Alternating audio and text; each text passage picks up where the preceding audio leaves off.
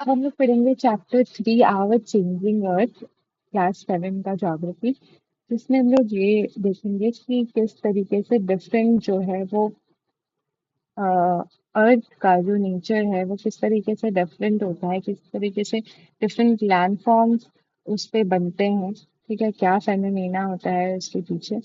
पहले हम लोग देखेंगे कि लिथोस्फेरिक प्लेट्स क्या है। लिथोस्फेरिक प्लेट्स क्या है? तो लिथोस्फेरिक प्लेट्स जो है, जब लिथोस्फेयर अलग अलग बड़े बड़े स्लैब्स में ब्रोक होता है, उसको लिथोस्फेरिक प्लेट कहते हैं। आप ये जान के सरप्राइज होंगे कि ये लिथोस्फेरिक प्लेट्स जो है वो हर हर साल कुछ मिलीमीटर मूव करता है। ये इसलिए क्योंकि इसके नीचे प्रेजेंट जो मैग्मा रहता है, मैग्मा चैम्बर में, वो मूव करता है सर्कुलर मोशन में। Okay, moves in circular motion.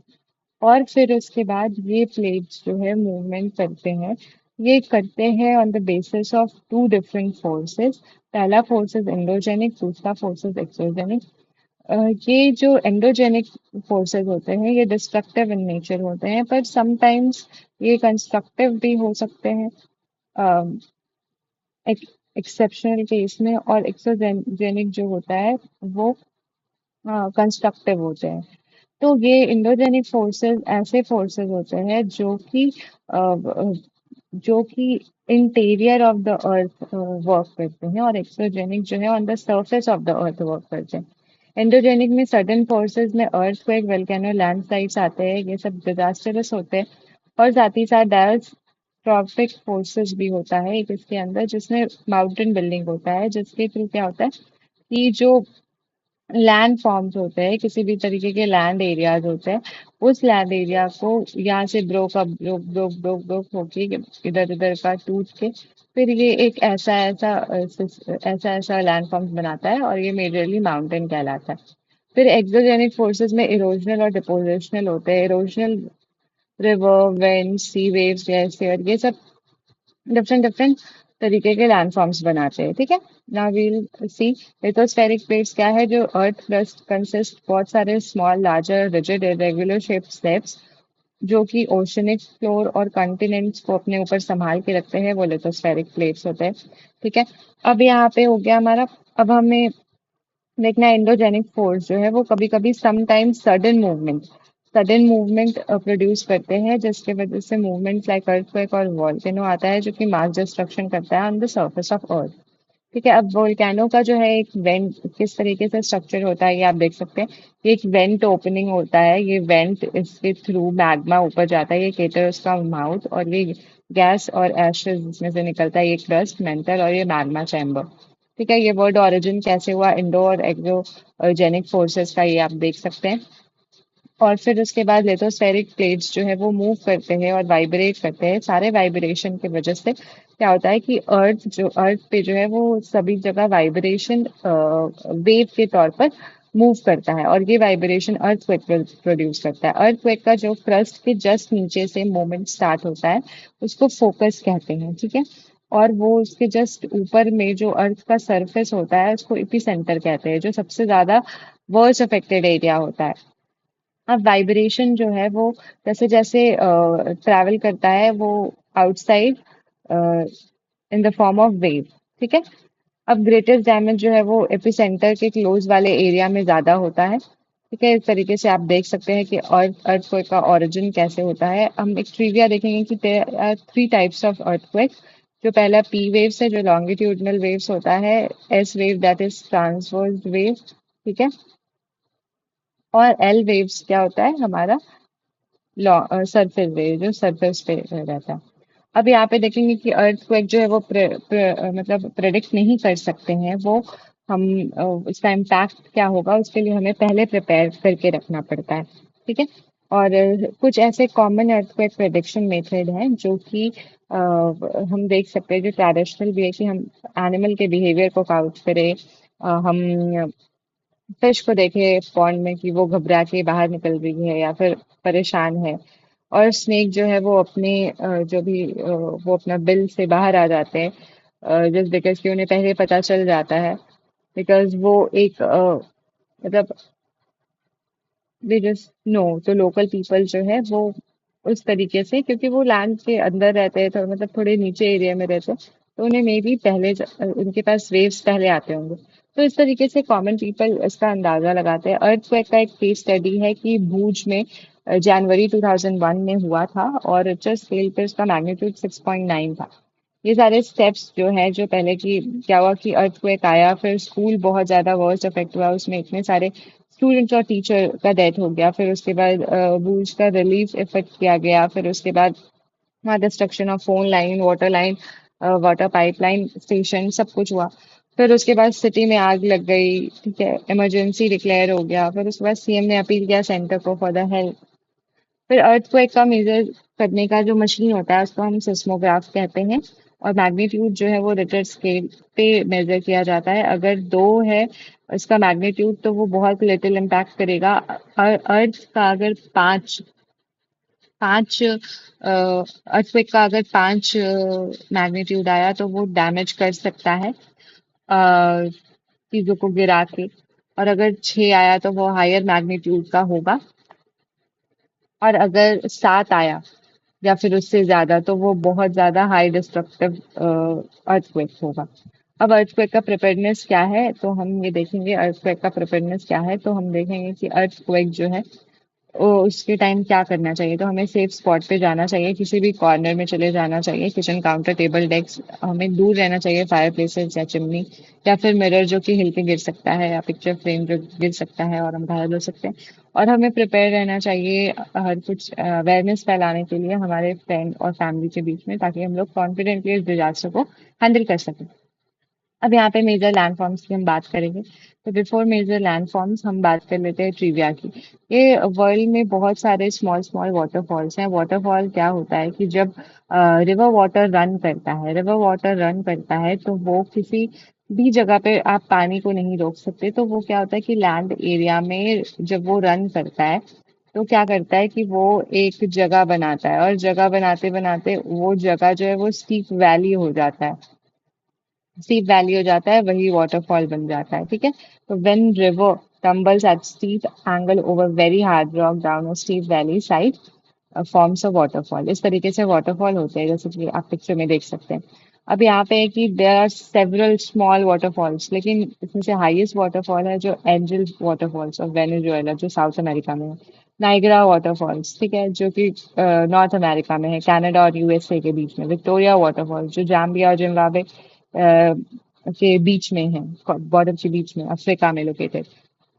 अब यहाँ पे 2 ऐसे फिनोमेना होते हैं, जो वेदरिंग और इरोजन, जो कि बहुत ज्यादा नेसेसरी होते हैं मेजर लैंडफॉर्म्स को बनाने में। वेदरिंग जो होता है वो रॉक का जब टुकड़ा ब्रेक ब्रेक होके बनता है, तो वो वेदरिंग कहलाता है। इरोजन जो है वो क्या होता है कि weathering away of the landscape by different agents, जैसे कि ऊपर का मिट्टी का कटाव होता है, पानी बहा के ले जाती है, धूल के फॉर्म में वो उड़ जाता है। इस तरीके से इरोजन होता है। इरोडेड मटेरियल जो है वो फिर वाटर ट्रांसपोर्ट कर देता है उसको, और इस तरीके से वो कहीं कहीं डिपोजिट होने लगता है। और ये प्रोसेस ऑफ इरोजन और डिपोजिशन जो है वो अलग अलग लैंडफॉर्म्स बनाते हैं अर्थ सरफेस पे। अब यहाँ पे देखेंगे कि एज रिवर इंटर्स इन अ प्लेन, एक प्लेन में रिवर आ जाता है, ठीक है, और फिर वो ट्विस्ट और टर्न, लार्ज बेंडिंग फॉर्म करता है, ठीक है। तो क्या होता है कि हम देखेंगे वहां पे कि एक लार्ज बेंड फॉर्म कर जाता है। तो वो बेंड जो है उसको हम लोग क्या बोलते हैं, ये इसको मेंडर्स बोलते हैं, ठीक है। और कंटिन्यूअस इरोजन होते रहता है मेंडर्स के पास से, ठीक है। तो यहाँ पे से इरोजन होते गया, इरोजन होते गया, और फिर ये क्या करता है ना कि एक ये जो लूप्स है वो पास आ जाते हैं, और पास आके ये कट ऑफ लेक बनाते हैं, उसको हम लोग ऑक्सबो कहते हैं, ठीक है। At the time of river uh, at the time of river overflows its bank, it may lead to flood। और जैसे जैसे वो अपने बैंक तक पहुंच जाता है और ओवरफ्लो हो जाता है, पानी का बहाव तेज हो जाता है, तो वो पास के एरिया में फ्लड ले आता है, ओके। और इस फ्लड से क्या होता है कि एज एज इट फ्लड्स, कुछ deposit layer, fine soil particles वहां पे पर्टिकुलर एरिया में जहाँ पे फ्लड आया वहां पे सेडिमेंट हो जाते हैं, ठीक है, अलॉन्ग इट्स बैंक। तो वो फ्लड प्लेन बना देता है, ठीक है। फिर उसके बाद जैसे जैसे जो वेव्स, मतलब ज्यादा अमाउंट ऑफ क्या कहते हैं मिट्टी का कटाव हो गया, ठीक है, एक पर्टिकुलर जगह पे मिट्टी का कटाव हो गया, यहाँ से कटाव हो गया, पर ये वाला जो है अपर बैंक बच गया, यहाँ तक कटाव हो गया, लेकिन ये था ना कि कभी देखते हैं कि यहाँ तक नॉर्मल है, मतलब यहाँ तक पानी है, पर ये थोड़ा हाइटेड, मतलब हाइट किया हुआ बैंक है।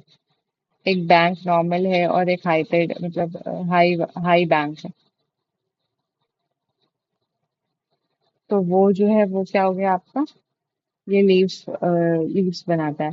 जो रिवर जो है वो अप्रोच करती है सी को, ठीक है, और speed of following water decrease हो जाता है, और रिवर रिवर जो है वो बहुत सारे सेवरल स्ट्रीम्स में बच जाता है, तो उसको डिस्ट्रीब्यूटरीज कहते हैं। जब रिवर बहुत स्लो हो जाता है और वो अपने लोड को डिपॉजिट करने लगता है, और सारे डिस्ट्रीब्यूटरीज का ईच डिस्ट्रीब्यूटरी फिर अपना एक माउथ बना लेते हैं, और ये यहाँ इस माउथ पे जो कलेक्टेड हुआ सेडिमेंट्स होता है वो एक डेल्टा बनाता है।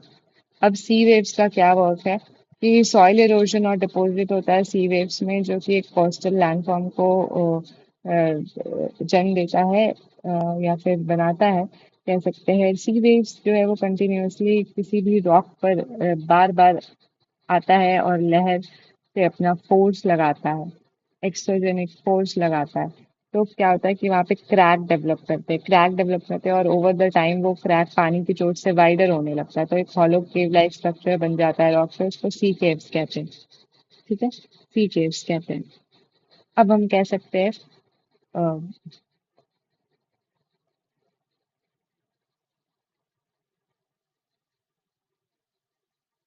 ओके, देन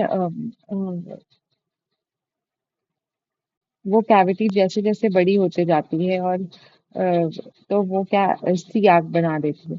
फिर उसके बाद वो क्या होता है कि पर्टिकुलर क्या होता है कि ये आर्क में ऐसे ये बनते जाती है, फिर क्या होता है ना कि ये टूट जाता है, ये टूट जाता है यहाँ से, फर्दर इरोजन जो है वो ये इस छत को ही ब्रेक कर देता है, ये बड़ा होते गया, बड़ा होते गया, बड़ा होते गया, और ये टूट गया, तो ये टूट के एक अलग बन जाता है, तो इसको स्टैक कहते हैं।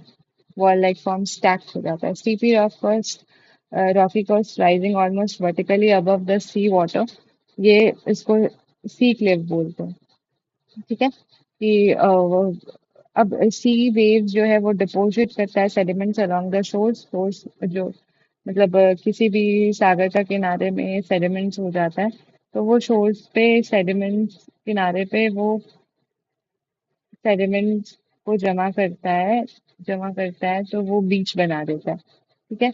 फिर उसके बाद हम देखेंगे कि किस तरीके से आइस आइस का फॉर्मेशन कैसे, वर्क क्या है आइस का। तो आइस का वर्क क्या है, तो ग्लेशियर जो है वो क्या होता है कि रिवर ऑफ आइस, उससे आइस बह के नीचे आता है, जो कि इरोड करता है landscape by bulldozing the soil and stone expose the solid rock below. Glacier जो है वो crave out the deep hollows there. जैसे जैसे आइस मेल्ट करता है, that gets filled up with water and become a beautiful lake in the mountains. The material carried by glacier क्या क्या travel करके लाता है, अपने साथ बहा के लाता है, वो है big and small rocks, sand silt gets deposited, और ये डिपॉजिट जो है वो ग्लेशियर मोरेन्स बनाता है। Now work of the wind, कभी भी आप डेजर्ट गए हैं, अगर डेजर्ट गए हैं या फिर पिक्चर भी देखा है, तो उसमें देखा है कि पिक्चर ऑफ सैंड ड्यून्स, तो क्या होता है कि वो सैंड ड्यून्स होता है कि बालू का पहाड़ हो जाता है, वो एक active agent of erosion and deposition होता है डेजर्ट में, वो होता है विंड, ठीक है। डेजर्ट में हम देख सकते हैं कि आप देखेंगे कि कोई रॉक रहता है, रॉक शेप ऑफ मशरूम रहता है, जिसको मशरूम रॉक कहते हैं, जिसका क्या होता है ना कि कुछ ऐसा शेप रहता है कि यहाँ वाली ना जो भी पोर्शन होती है वो इरोड होके नीचे सेक्शंस में आ जाती है, ठीक है। तो बेस को नैरोर बना देता है, छोटा पतला, और ऊपर जो है वो वाइडर रहता है, तो वो मशरूम शेप का हो जाता है। जैसे जैसे विंड ब्लो करती है, it lifts and transport the sand एक प्लेस से दूसरे प्लेस, जहाँ ये स्टॉप करता है और सैंड फॉल करता है, वहां पे गेट्स डिपोजिटेड, सैंड डिपोजिट होते जाता है, होते जाता है, होते जाता है, होते जाता है। फिर उसके बाद क्या होता है, एक लोअर हिल टाइप स्ट्रक्चर बन जाता है, थोड़ा सा पहाड़ जैसा, उसको सैंड ड्यून्स कहते हैं। फिर जो ग्रेन्स जो है वो सारे सैंड्स के बहुत लाइट होते हैं, बहुत फाइन होते हैं, तो ये धीरे धीरे उड़ के लॉन्ग डिस्टेंस जाते रहते हैं, फिर वहां पे एक डिपॉजिट हो जाता है लार्ज एरिया में, उसको लोसेस कहते हैं। Large deposit of losses is found in China. ठीक है। So, this is all we have to read about in this chapter. Now, exercise हम करते हैं, तो ये सारी चीज आपको पीडीएफ में मिल जाएगी।